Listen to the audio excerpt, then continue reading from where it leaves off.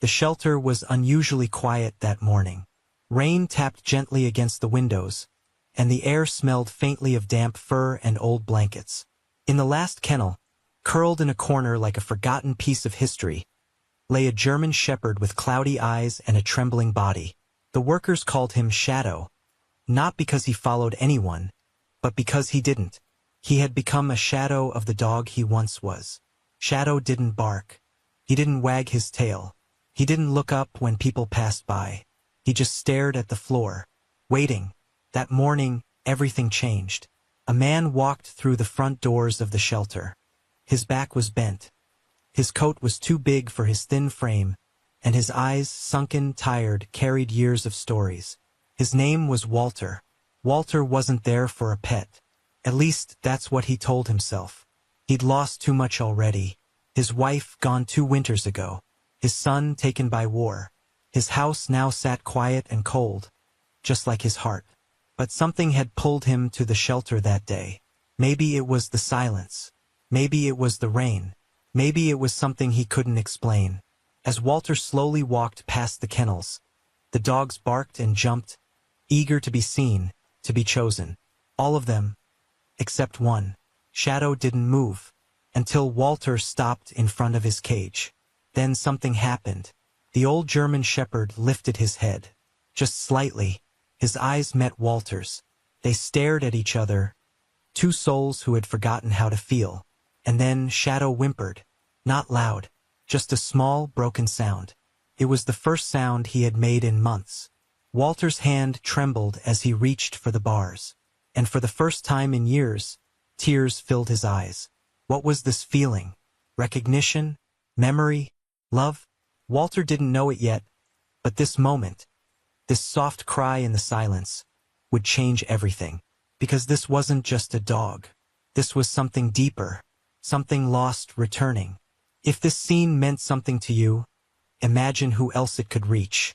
Like the video, subscribe now, and help pass this feeling on. Oh, and tell us where you're watching from. Your country means a lot to us. Comment below. Years ago, before the gray in his beard and the limp in his walk, Walter had a different life. A warm one. He was a high school woodshop teacher in a small town outside Calgary, Canada. He built chairs, tables, and tiny birdhouses with his students. He was gentle, quiet, and always brought an extra sandwich in case a kid forgot their lunch. He had a wife named Margaret who baked peach pies and played the piano every Sunday morning. Their home smelled of coffee, old books, and love. And then, there was Scout, a German shepherd puppy with oversized ears and clumsy paws.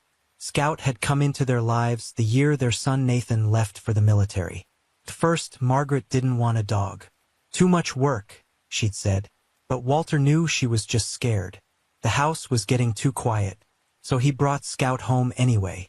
And somehow, that silly puppy made the silence feel less heavy. Scout grew fast. He followed Margaret from room to room.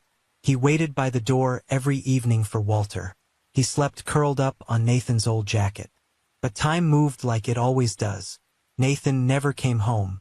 Margaret's heart never healed. And soon, neither did Walter's. When Margaret passed, Walter stopped answering calls.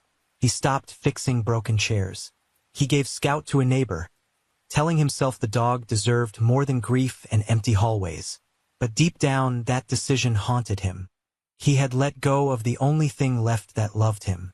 So when he stood in front of that kennel, staring into the eyes of a dog who didn't bark, didn't move, something inside him cracked.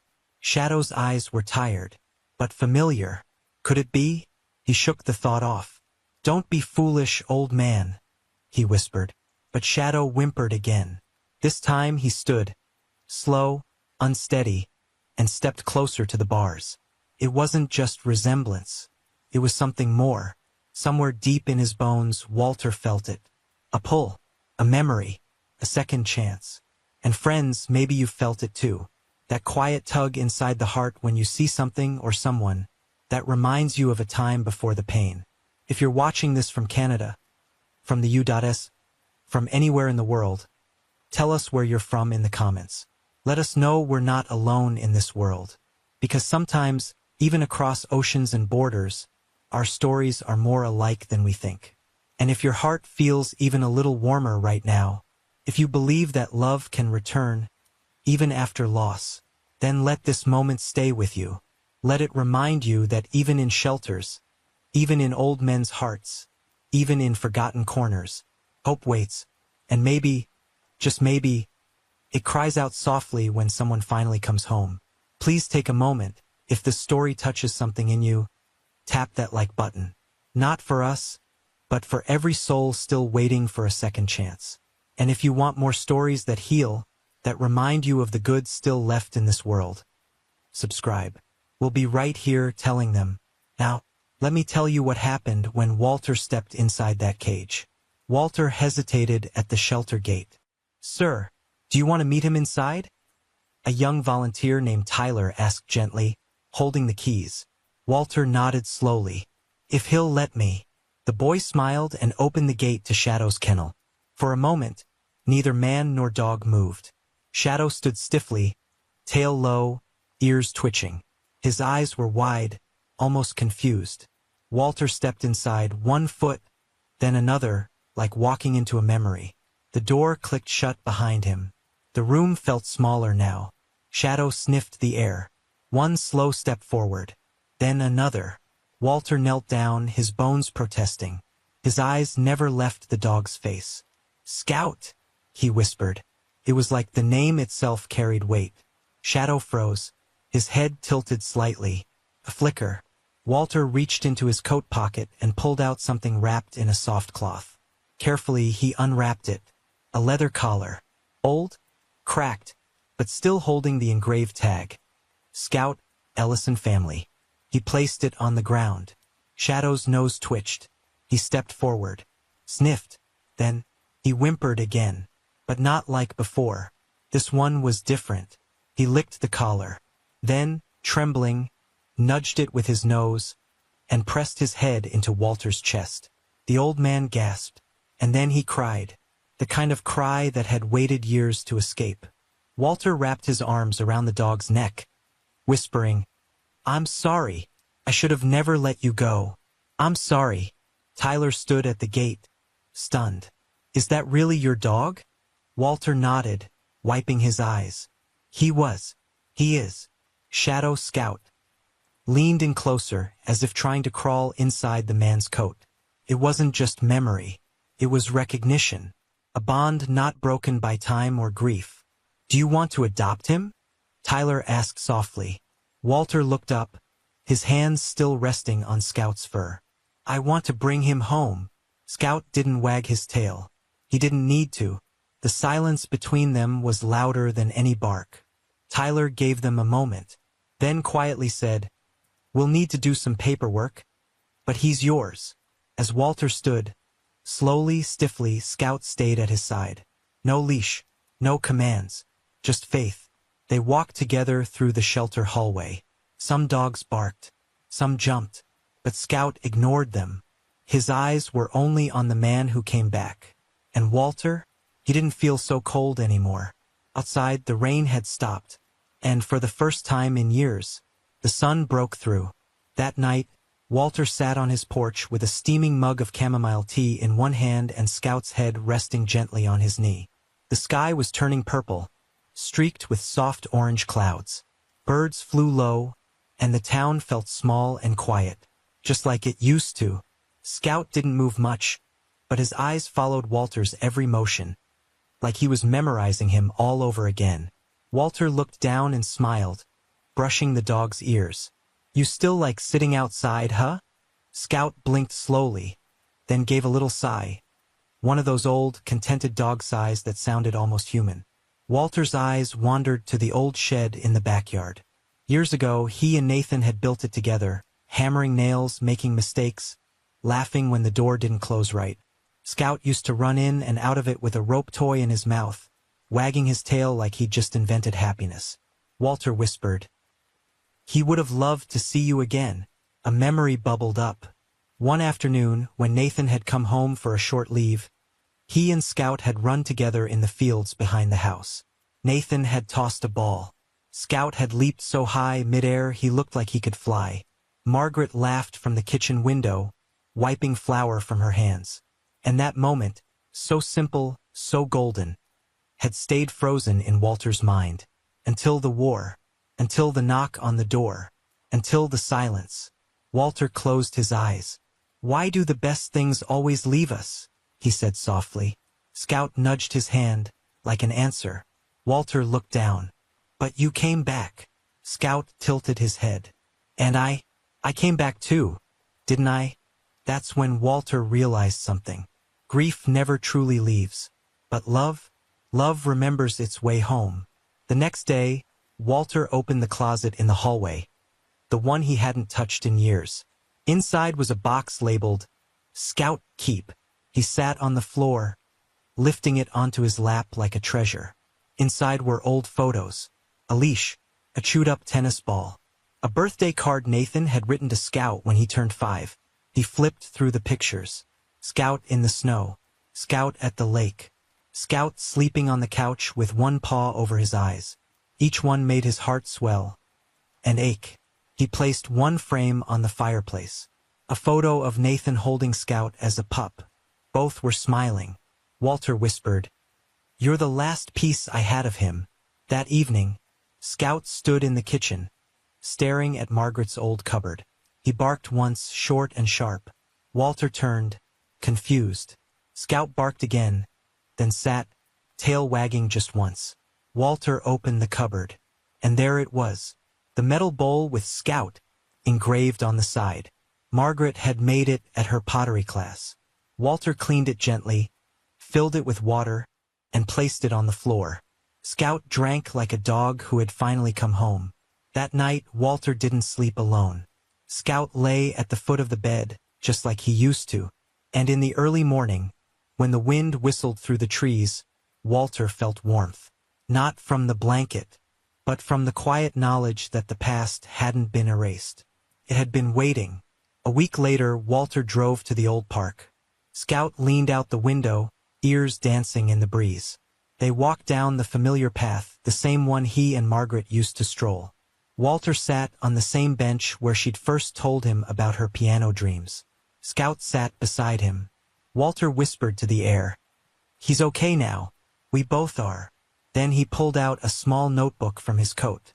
On the front, "Letters to my son." He opened to a new page. "Dear Nathan, Scout came home. I didn't expect it. Honestly, I'd stopped believing in things like this. But he found his way back. And maybe I did too. There's a quiet in the house now, but it's not the kind that hurts anymore. It's peaceful. It's filled with little sounds. The scratch of paws, the jingle of his collar, the sigh he makes when he curls up beside me. Sometimes I think about you running with him through the field. I like to believe you're still watching. Anyway, we're okay now. Love, Dad." He closed the notebook. Scout pressed against his leg, tail swishing. Walter looked out over the field. There were no fireworks, no crowds, just a man, a dog, and a life stitched back together with small threads of love, forgiveness, and time. And in that stillness, everything felt whole. The first few weeks weren't easy. Scout was older now. He walked slower, limped on his back right leg when the weather turned cold. Some nights he whimpered in his sleep, caught in dreams only dogs understand. Walter would wake up and place a hand on Scout's back, whispering, "It's all right. You're home now." But healing takes time, for both of them. One morning, Walter tried to take Scout for a longer walk around the block. The old shepherd made it halfway before sitting down in the middle of the sidewalk, breathing heavy. Walter crouched beside him. "You've still got that stubborn streak," he chuckled, wiping Scout's mouth with his handkerchief. He sat with him there for 15 minutes, letting people pass, traffic move, life continue. No rush, just two old friends catching their breath. The neighbors began to notice. Kids waved from porches. One woman brought Scout homemade treats. A teen named Jalen stopped one afternoon and asked, "Is that the dog from the shelter? The one who cried when you came in?" Walter smiled. He didn't cry. He remembered. Jalen sat next to him on the steps. "Man, that's something. I don't know if I've ever had anyone remember me like that. Walter looked at him gently. One day someone will. Just keep showing up. And that became the rhythm of their days. Short walks, quiet afternoons, Scout resting by the garden while Walter read the paper. But the biggest challenge came one rainy night in October. Scout collapsed in the hallway. No warning, no cry, just a soft thud. Walter dropped his book and rushed over. Scout! Hey, hey! The vet said it was old age. Stress. Maybe a minor stroke. He needs rest. Stability. Warmth. Walter didn't sleep that night. He sat beside Scout, wrapped in a blanket, his hand never leaving the dog's side. I don't know if I can lose you again, he whispered. But by morning Scout opened one eye. Weak, but still fighting. And in that moment Walter understood something. Sometimes love isn't loud. It doesn't always bark or jump or chase tennis balls. Sometimes love is just staying, through the pain, through the waiting, through the quiet hours when nobody's watching. Scout stayed, and so did Walter. Together they carried the weight of time. And slowly, day by day, it got lighter. Spring came early that year. The snow melted faster than usual, and little yellow flowers began to poke through the grass behind Walter's house. The same field Nathan used to play in. The same place Scout had once chased butterflies until he collapsed, tongue wagging, eyes bright. Now he lay under the sun with his head resting on Walter's boot, breathing softly, eyes half closed. Walter sipped his coffee and stared into the distance. He felt different now. Not healed completely, that's not how grief works, but softer, lighter, whole in a way he hadn't felt in years. One afternoon, the local news knocked on his door. Mr. Ellison? The young reporter said, holding a mic in one hand and a cameraman in the other. We heard what happened at the shelter. The crying German shepherd. The reunion. People are calling it a miracle. Walter chuckled. It wasn't a miracle, he said, patting Scout's side. It was a second chance. The interview aired that evening. People from all over the town, and even across the country, sent letters. Some shared stories of pets they lost. Others wrote about loved ones they missed. One letter came from a family in Wisconsin. We were thinking of giving up on adoption after losing our dog. But your story reminded us that love can return in unexpected ways. Thank you. Walter read it aloud, and for the first time in years, his voice didn't crack when he said the word, thank you. Scout grew slower with each passing week. But he didn't grow dim. He watched birds from the porch, greeted neighborhood kids with soft barks, and curled up by the fireplace every evening, as if he were guarding the house, or maybe Walter's heart. On a calm Saturday morning, Walter sat beside him on the porch swing and whispered, You brought me back, old friend. Scout blinked. And I'll carry you the rest of the way. They sat in silence, two lives braided together by love, by memory, by loss, and by redemption. One heart had given up. The other had waited patiently, and now both had found peace. At last, Walter stood up and looked out at the sunrise. The light hit the fields just right, painting everything in gold. And as the wind stirred the tall grass, it sounded like laughter. Margaret's, Nathan's, Scout's bark echoing in the breeze. Walter closed his eyes. They were never really gone. They were just waiting for home. Some stories stay with us long after they end. Not because they were loud, but because they were true. Walter and Scout didn't have a perfect story. They had pain, regret, silence, years that couldn't be undone. But they also had something else. They had a second chance. A soft beginning after a hard ending. And sometimes that's all we really need. If you've ever lost someone, or something, you understand. The way the world feels quieter. The way the days feel longer. The way love seems like a memory too far to reach. But maybe it's not gone. Maybe it's just waiting. In a shelter. In a memory. In the quiet corner of your own heart. Ready to be found again. So let this story be your reminder. That kindness isn't weak. That showing up matters. That even broken hearts can still beat for love. If you've ever adopted a soul who needed you, or if you've ever been saved by one, We'd love to hear your story. Tell us in the comments where you're watching from. Share a memory, a name, a moment. Let this video become more than just a story. Let it become a place where hearts come together. And if this touched something deep inside you, don't keep it to yourself. Hit the like button, not for us, but for everyone who still believes in healing. Share this with someone who needs hope. And if you want more stories like this, stories that remind you of the beauty still left in the world, sometimes, all it takes is one story to remind us who we are. If this one touched you, hit like, subscribe, and share the light forward. Someone out there needs it more than you know. We're not just telling tales here. We're reminding people what it means to be human, what it means to love, what it means to come home. Because no matter how lost you feel, someone or something is still waiting for you, and second chances are real. All you have to do is show up.